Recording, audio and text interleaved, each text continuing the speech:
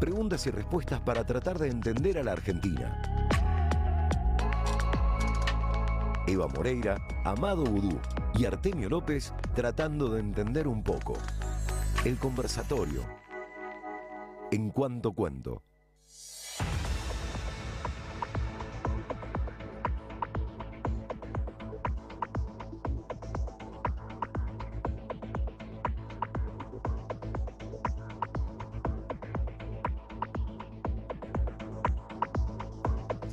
Los 6:53 del mediodía y ya arrancamos el conversatorio con Amado Vudú y Artemio López. ¿Cómo están? Buenas, ¿cómo estamos? Artemio lo tenemos desde Mar del Plata, ¿puede ser, Artemio? Buenas, buenas. ¿Cómo va? ¿Por dónde están? ¿Por dónde andas, Artemio? Así es. Qué lindo. Bueno. Estoy en la vieja, en la vieja, ahora tiene otro nombre, porque en la vieja, ¿cómo era, Amado? La de las famosas medialunas frente a la costa. ¿La Boston? La Boston. Sí. Ahora la Boston cambió de nombre. Ya no es más la Boston. Y estamos acá en el mismo local. Qué es la lindo. histórica, una de las Yo vivía ahí a 2 históricas, cuadras. está más en el centro. Sí. En la Ah, Perla, sí. ¿no? Más cerca de Es una zona Varese. hermosa, ¿eh? Muy lindo. Más cerca de Varese. Muy bien. Bueno, vamos a arrancar este conversatorio. Es Varese. Es Varese. Te Está digo bien. que si hubiera una política realmente diseñada para que esta ciudad fuera lo que puede ser, Sí. no habría con qué darle, ¿eh? Así que bueno, estamos fallando desde hace tiempo, sobre todo en la gestión local. Pero No hay bueno, con qué tenemos darle. que cambiar. A su naturaleza y su estilo no hay con qué darle. Hermosa Mar del Plata. Bueno, les mandamos un saludo a todos los marplatenses que nos Viste que no escuchan, son tantas las ciudades de las cuales por la costanera así se ve el mar. Vos vas a Gesell, el Pinamar, no ves No. el mar. No, En Mar del Plata sí, en Mar del Plata sí. siempre. Bueno, vamos a meternos con un tema difícil esta semana, porque la UCA salió con un nuevo informe de pobreza, Sí. donde asegura, ¿no?, que la pobreza alcanzó el 44,7% y afecta a casi 20 millones de argentinos. Dicen que está mal medida, ¿no? Alberto Fernández dice que está mal medida, sí. ¿Qué opinan de las declaraciones de Alberto Fernández?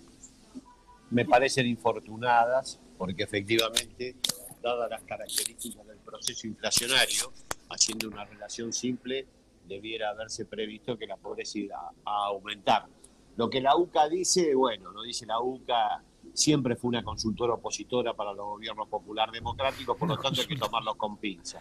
Pero Sí. Efectivamente, si uno hace la traslación del costo de la canasta al salario promedio, lo hicimos, Eva, en el conversatorio anterior, creo, se da cuenta de que el promedio salarial formal primado hoy en Argentina está en línea con una canasta de pobreza, por lo tanto, está claro que la pobreza va a aumentar. Es un problema de ingresos absolutamente claro. Después lo que diga la UCA o deje de decir es un problema de la UCA. Sí, a mí igual me pareció interesante el informe de la UCA, porque además analiza de cuánto sería la pobreza si no estuviera el Estado ahí con las diferentes asistencias que tiene, ¿no? Sin la asignación universal por hijo, ¿a Claro. cuánto se iría? ¿No? Entonces, de alguna manera, el informe pone en valor la ayuda del Estado. Sí, pero también minimiza el componente ingreso del hogar. Claro. Las dos cosas pasan. Por un lado, pone en valor lo que implica, y es cierto, lo han hecho todos los economistas a nivel internacional, de eso sabe más Amado, y no voy a meterme.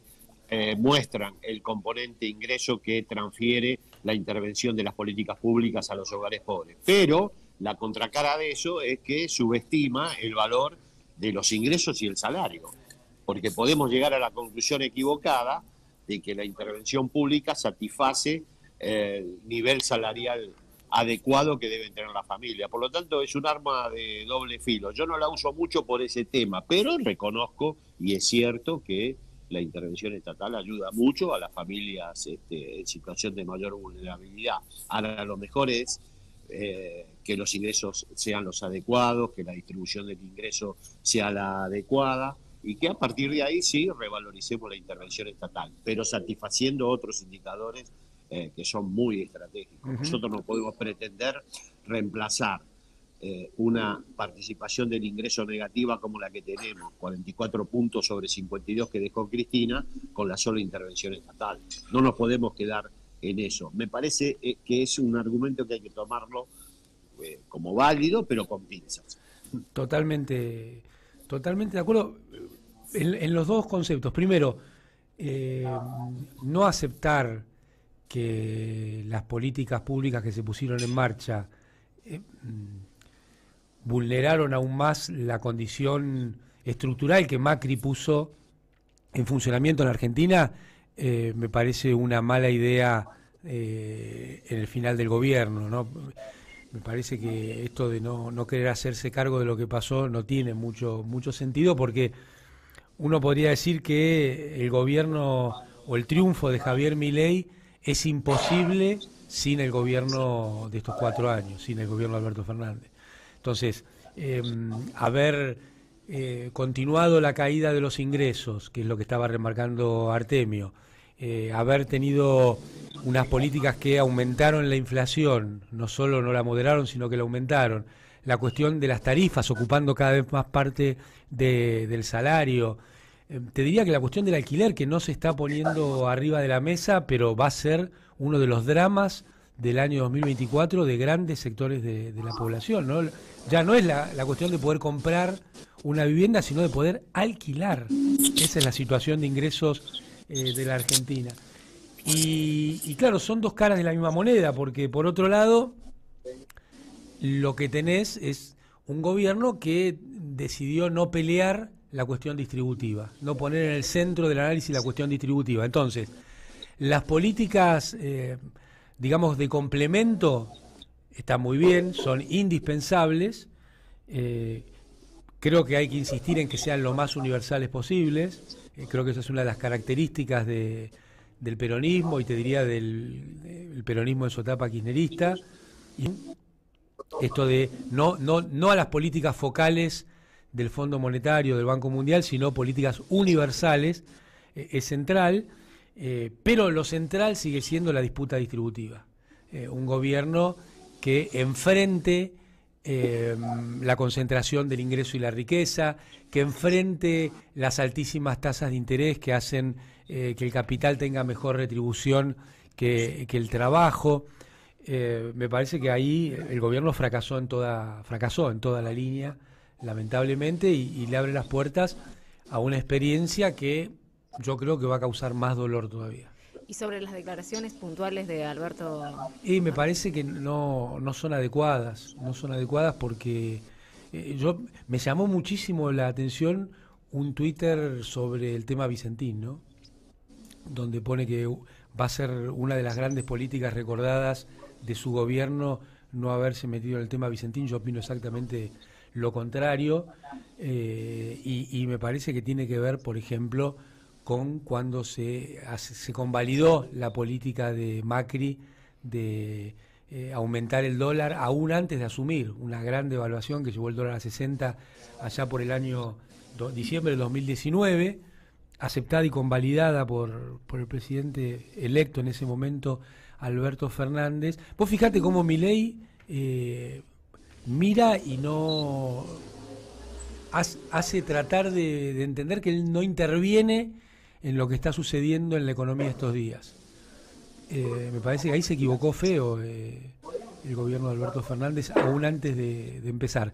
Lo de Vicentín me parece otro, y entonces que hoy se hagan declaraciones sobre lo de Vicentín, sobre el tema de la pobreza, no creo que sea afortunado. Hablando de índices, ¿no? Primero porque hay... a ver, ¿es correcto esto? O sea, uno con la misma metodología del 2019, en el 2023, la realidad es que hay más pobreza. Pero por supuesto. Claro que sí. No cabe ninguna duda. Hay que revisar el patrón distributivo, Eva. Ahí no te equivocás nunca. Claro. ¿Entendés? O sea, cuando vos cruzás los niveles de ingreso con patrón distributivo, podés sacar una conclusión. Los informes habituales de la UCA no hablan de la distribución del ingreso. Son muy, digamos, ¿cómo te diría? humanitaristas, condescendientes con la situación de los vulnerables, nos invitan a todos a involucrarnos en la problemática de los pobres, pero de la distribución del ingreso, silencio.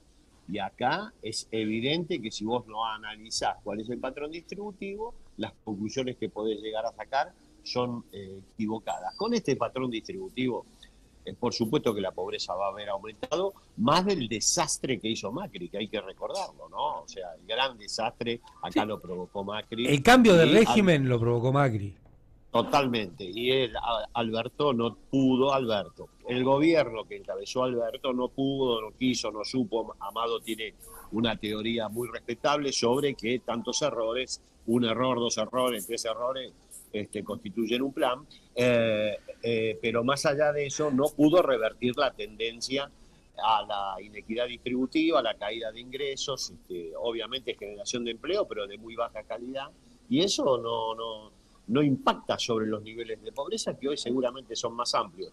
Lo que dice la UCA, muy bien, yo no me guío por la UCA, porque la UCA dice una cosa y después dice otra. Según la UCA terminamos con más de 25 puntos de pobreza durante el gobierno de Cristina. Yo creo que eso es un error, no fue así, pero es un error que hay que admitirlo, fue convalidado por propios y extraños. Y eso me parece que no debe perpetuarse. Por eso no tomo como fuente de información válida la UCA, a pesar de que tiene una profusa difusión. Normalmente lo que tiene profusa difusión hay que tomarlo con pinzas en Argentina. Sí. Hablando de números, ¿no? Quería meterme con esto con el INDEC, ¿no? Hay una posibilidad, ya está, en realidad medio confirmado, de que Marco Lavagna continúe al frente de el INDEC en el gobierno de Milei, con la idea de que sea algo, ¿no?, más separado el INDEC a la gestión de un gobierno en particular. ¿Qué opinan sobre esta idea que está impulsando de alguna manera el gobierno de Javier Milei? Que se está convalidando un censo muy mal hecho. A ver. ¿Sí? Ha habido problemas en el censo que se hizo durante este gobierno, y eso era responsabilidad del INDEC. Entonces vos fijate, ¿no?, cómo a veces se pone el foco sobre el funcionamiento del INDEC y otras veces no. Hay algunas personas que se les cuestiona todo y a otras que se les perdona todo. Bueno, es un poco el sistema de generación de prestigios que tiene la clase dominante en Argentina. Ahora, más allá de eso, ¿no?, de lo que puede haber pasado puntualmente con el INDEC, que me parece válida la observación, ¿no es en algún punto interesante que el INDEC quede por fuera de la gestión de un gobierno y que sea algo más independiente? Yo tiendo a no creer en las cosas independientes. Yo creo que cuando se dice que algo es independiente, en realidad es de la derecha y se convalida diciendo que es independiente. Va a ser en contra de las grandes mayorías. Bueno, el gran censo que se realizó en épocas del kirchnerismo bautismal, según la teoría de Milei, era dependiente. Y sin embargo fue óptimo, dada la calidad técnica de los que lo realizaron. Y este cachivache que tuvimos este año no fue por dependencia, sino porque no había capacidad técnica. Yo creo que lo que hay que jugar ahí es que la capacidad técnica del instituto, que está aprobada en sus líneas medias, se corresponda con la capacidad de los que lo dirigen. Exacto. Eso de la independencia comparto con Amado. Acá el neoliberalismo quiere ser independiente todo, salvo, obviamente, los negocios que son absolutamente patrimonio de ellos. No, yo no creo que el problema del INDEC sea que no es independiente. Creo que lo que hay que poner en el INDEC es gente apta. Y hay un montón. Claro, para empezar en el propio INDEC. Fundamentalmente en el propio INDEC. Pero vos fíjate, hay que terminar con el aterrizaje de estos paracaidistas que tienen mucho más que ver con la negociación política que con el expertise técnico. Si eso le llaman independencia, bueno, estoy de acuerdo, pero no me parece una gran forma de definirlo. Pero fíjate este tema de la independencia que viene una y otra vez. Si hay un espacio que desde lo técnico, entre comillas lo estoy diciendo, ¿no?, es irónico, hablaba de la independencia del Banco Central, era el de Macri. Que la República, la independencia y todos esos personajes, Pratgay, Sturzenegger, sin embargo, terminó poniendo a un amigo en el Banco Central. Es decir, pocos periodos el Banco Central fue tan poco independiente como en el macrismo. ¿Está mal? No, para mí no está mal. Lo que está mal es cacarear lo otro. Es como va a pasar ahora con el caso de la hermana de Milei, ¿no? Vos fíjate, la normativa que ellos pusieron no permite que sea funcional. Y si esa persona es la de más confianza de alguien, ¿por qué no puede ser? Porque alguien dice que los hermanos no pueden ser, me parece un disparate. Sin embargo, van a quedar presos de su propia red, que lo van a resolver, quedate tranquila. Lo van a resolver. Pero imagínate que Cristina Kirchner hubiera querido poner a Máximo Kirchner de secretario, ¿cómo se llama? General de la presidencia. Era un escándalo. Bueno, para mí no debía ser un escándalo, ni en un caso ni en el otro. Lo que pasa es que ahora vamos a ver funcionar la doble vara, ¿no? Era un escándalo por los intereses que representa Máximo y los intereses que representa la hermana de Milei. Exacto. La función, en este caso, no hacia el monje. Claro. El monje hacia la función. Pero yo creo que sería ridículo que Milei no pueda poner a la hermana porque ya le puso adjetivo, todo. Bueno, lo mismo yo creo para todos los casos. Creo que es un disparate esta normativa que va en ese sentido. Es discurso dominante disfrazado de república. Vuelvo al INDEC. Ayer hablábamos con a los compañeros de Cuento Cuento, hablaban con Alejandro Barrios, y él hacía también algunos cuestionamientos al INDEC de la gestión kirchnerista, diciendo, bueno, en el 2016 nosotros generamos un apagón estadístico que de alguna manera perjudicó al INDEC, ¿no? Hacía una especie de autocrítica, ¿no? Y de hecho también cuestionaba a Alberto Fernández por cuestionar cómo se mide la pobreza. Sí. Entiendo esto que ustedes plantean de, bueno, independiente de qué y de quién, ¿no? Porque la realidad es que generalmente es el peronismo quien tiende a generar organismos más independientes, y estoy, por ejemplo, pensando en la Corte. Digo, sí. Hubo una idea, ¿no?, del peronismo de hacer, bueno, una Corte más independiente, y cuando viene generalmente después la derecha se lleva puesta esa independencia, esa independencia. Entiendo, pero digo, ¿cómo podríamos tener entonces un mejor INDEC? Robusteciéndolo técnicamente, escuchando mucho a la línea, dándole cabida a los funcionarios de la línea. Mira, ahora va a venir un discurso muy antitrabajadora y trabajador del Estado, que creo que es un gran error porque hay mucho conocimiento. Yo no lo llamo capital humano, como hacen ellos, pero hay mucho conocimiento y mucho expertise ahí en las líneas de trabajo. Yo conozco muy a fondo el ANSES, por ejemplo, donde hay gran cantidad de personas que trabajan y tienen muchísima capacidad técnica y de resolver situaciones difíciles. En el INDEC pasa lo mismo. Entonces la independencia no te la asegura trayendo un personaje que sea funcional a la derecha. La calidad técnica te la asegura promoviendo personas del propio organismo. Sí, igual de todas maneras en política las autocríticas hay que moderarlas, porque yo no veo a ningún ultraderechista haciendo autocrítica de los desastrosos años de gestión de Macri. Ni siquiera de la dictadura genocida.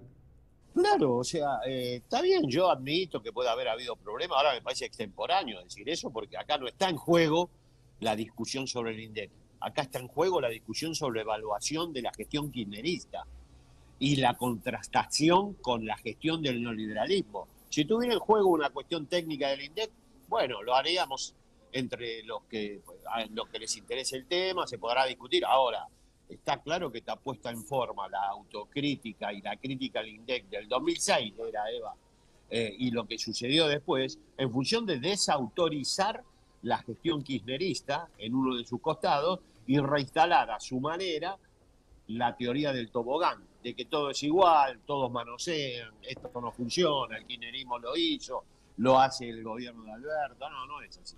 Yo no estoy de acuerdo. El tema del INDEC es el tema del INDEC, pero la cuestión política central es esa discusión. ¿Qué pasó en la década bautismal del kirchnerismo y qué pasó, por contraste, cada vez que el neoliberalismo se hizo presente en el gobierno? Y la verdad que ahí el tema del INDEC queda muy chiquitito, Sí. muy chiquitito. Pero mira, Eva, vos misma traías un buen ejemplo. La Corte Suprema de Justicia de la Nación. Cuando Néstor Kirchner propuso la modificación de la Corte, las personas que entraron no tenían ningún vínculo con el kirchnerismo. Y es más, personalmente muchos ni se conocían. Y los que hablan de la independencia del Poder Judicial te metieron por decreto dos jueces en la Corte Suprema de Justicia de la Nación. Entonces, ¿qué asegura la independencia y qué valor tiene esa independencia? Parecía que son cosas que yo creo al menos tenemos que repensar para no prendernos en discusiones que no van al foco, porque discutiendo la independencia del INDEC muchas veces dejamos de discutir la cuestión distributiva. Y me parece que eso fue muy característico de estos 4 años. No, y criticando al INDEC, estamos criticando por elevación los 10 años de gestión de Néstor y Cristina. Claro. No, en esa no voy a entrar, porque esto es como decía Perón, acá somos todos políticos, y entre gitanos no nos vamos a tirar las barajas. O sea que acá estamos discutiendo otro tema. ¿Te acordás cuando le dijo, sáquense la camiseta de peronistas y váyanse a los diputados de la juventud? Nosotros por un voto menos. Bueno, yo digo, si quieren discutir el INDEC en un ámbito específico, lo discutimos. Ahora, en público, una discusión sobre el INDEC es una discusión sobre los 10 años de gestión kirchnerista. Sí o sí, y en eso yo sigo las normas de Cacho el Cadre. Kirchnerismo acérrimo y contención de los compañeros. Esa es la forma de transitar esta etapa. Después las discusiones se verán. Reforma laboral, reforma previsional. ¿Qué más reforma previsional es la que llevó adelante Cristina con la gestión de Amado Vudú, que existió en Argentina en los últimos, no sé, 70 años seguro? Incorporó la mitad de la base previsional al beneficio de la jubilación. ¿Tienen reforma previsional? Ahí la tienen. No, ellos no quieren reforma previsional, ellos quieren quita de derechos. Quieren hacer nuevamente que la gente que esté en edad de jubilarse no lo pueda hacer. Claro. No le llamen reforma, llámenle de cualquier otra manera, porque acá hubo una gran reforma previsional y se realizó entre el 2003 y el 2015. Claro. A lo otro lo tendrían que llamar ajuste estructural. Claro, sí. Sí, puede ser. Ellos no quieren una reforma previsional, quieren un ajuste estructural sostenido en el tiempo. Así es, que la perestroika la hagan los Ares. O sea, los mismos tipos que fueron los que nos destruyeron en la etapa donde el neoliberalismo reinó, incluido el menemismo, que es una cantera de nuevo joven. ¿Lo vieron? Hay como 8 Menem dando vuelta por acá. Quiero que toquemos un tema que tiene que ver con el tipo de cambio, ¿no? Sí. Ya hubo algunas voces, lo escuchamos a Guillermo Franco anunciando, poniéndole un valor al tipo de cambio que podría ser 600, 650, 700. Hacemos el ejercicio de qué podría pasar si el tipo de cambio se va a ese número. Sí, es casi obvio. Retroalimentar el proceso inflacionario. No es que la inflación, como está diciendo Milei, sea solamente las malas políticas que se tomaron en los últimos 2 o 24 meses. Él quiere traer una frase de Friedman de los lags que tiene un proceso inflacionario. Si no va a ser el error fundacional de una mega devaluación, porque ya hablamos de números olvidándonos de los porcentajes, ¿no? Esa modificación del tipo de cambio, que es una devaluación del 50%, implica una suba del dólar del 100%, es una devaluación del 50%, implica meterle mucha nafta y mucho fuego al proceso inflacionario. Ese va a ser el principal resultado, y si Milei piensa que eso tiene los lags prolongados, bueno, los resultados de esto se van a ver entre 12 y 24 meses, que son los que él dice. Friedman no le pone número a la cantidad de meses, sino que dice inciertos y prolongados. Pero él le pone entre 12 y 24. Bueno, esta medida de diciembre de 2024 va a tener un impacto en el futuro. Realmente yo creo que es un salto también estructural de sostenimiento de la inflación. Y otra propuesta, ¿no?, que podría llevar adelante el gobierno de Javier Milei es la liberación del comercio o ¿no? La desregulación de aranceles. ¿Qué implicaría eso para la industria argentina, por ejemplo? Eso implicaría una caída de puestos de trabajo, eso implicaría una mayor concentración económica, eso implicaría una extranjerización de las empresas locales, o sea, seguir dándole golpes al entramado productivo argentino, cosa que el ejemplo del libro me parece que es lo que hizo Martínez de Oz, el impacto muy prolongado que tuvo en el tiempo, desarmar un entramado productivo donde había muchísimas pymes, muchísimos puestos de trabajo, bajísimos niveles de pobreza en la Argentina hasta el 76. Esa liberalización de la economía, que hay que buscar palabras nuevas, ¿no? Porque esa desregulación del proceso económico lo que hizo fue destruir con un impacto muy duradero el entramado productivo argentino. Bueno, ahora vendría otro nuevo golpe. Hubo solamente 12 años de recomposición desde el 76 a la fecha del entramado productivo en Argentina. Y el otro efecto que yo creo que tendría un dólar muy alto con una desregulación muy grande es la pérdida de control nacional de muchas empresas privadas que van a verse tentados de hacerse de esos dólares, y para el extranjero va a ser muy barato comprar activos argentinos, en este caso activos reales, lo cual Así es. a la larga es un problemón porque te define el perfil completo socioeconómico de tu país. Sí, y yo agrego desde mi punto de vista otro efecto estructural grave, que la desindustrialización, como lo marcamos en el libro Historizando a Milei, de la picana a la motosierra, la desindustrialización que se produjo no casualmente a partir de la dictadura militar, la última, que fue la que introdujo el neoliberalismo en Argentina, trae como correlato las condiciones estructurales de emergencia de estos fenómenos de ultraderecha. Desindustrialización, precarización laboral, caída salarial y obviamente absoluta falta de contención por parte del Estado, sumado a otros componentes, como es el fracaso del gobierno propio, más los retazos de discurso de ultraderecha conservador en una sociedad como la Argentina, que siempre los tuvo, están en la base estructural de la emergencia de los Milei y compañía. Por lo tanto, la desindustrialización no solo es un problema económico, es un problema político-electoral central. Y es por eso que uno de los aspectos a tener en cuenta cuando se instala el neoliberalismo es cómo evoluciona el índice de destrucción del entramado industrial. No es casual que eso suceda, aparte de la lógica del proceso económico y de financiarización que es el que domina los procesos estructurales en el neoliberalismo. Tiene efectos electorales. Tenemos a un componente industrial caído. Mirá, hay trabajos que demuestran que Argentina durante el macrismo fue el país que más se desindustrializó en Occidente. O sea, no cabe ninguna duda que ese es un objetivo que al mismo tiempo de económico también es un objetivo político para el neoliberalismo. Se desarticula el poder de los gremios, obviamente se deja a la gente sin protección, se lleva a un nivel de, yo te diría, desprotección, incluso familiar extremo. No olvidemos que una de las canteras del voto a Milei fue la gente en situación de alta informalidad y bajos salarios. Eso es típico de un país que se desindustrializa. Totalmente. Hay que hacer un análisis un poco más estructural de lo que está pasando en Argentina para explicar, entre otras cosas, la emergencia de Milei. Estoy seguro que Amado lo explica mejor que Pagni.